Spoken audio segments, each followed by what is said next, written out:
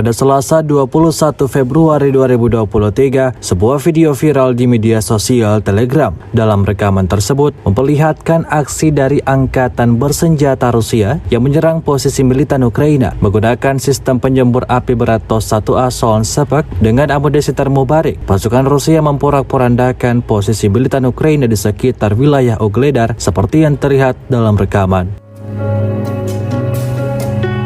Memasuki hari ke-363, Rusia melaporkan secara total 386 pesawat Ukraina, 210 helikopter, 3.139 kendaraan udara tak berawak, 405 sistem rudal anti pesawat dieliminir sejak awal operasi khusus. Dari kubu Kiev, Kementerian Pertahanan Ukraina melaporkan 820 tentara Rusia dieliminir dalam 24 jam terakhir.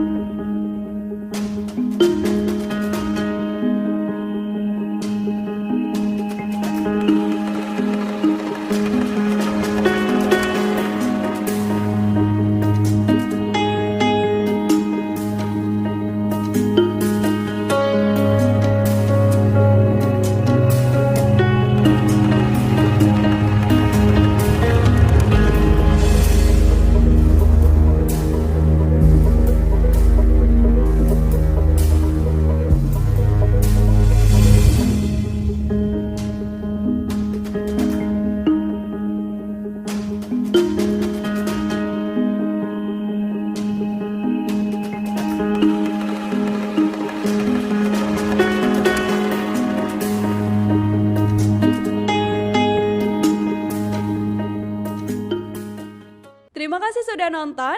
Jangan lupa like, subscribe, dan share ya.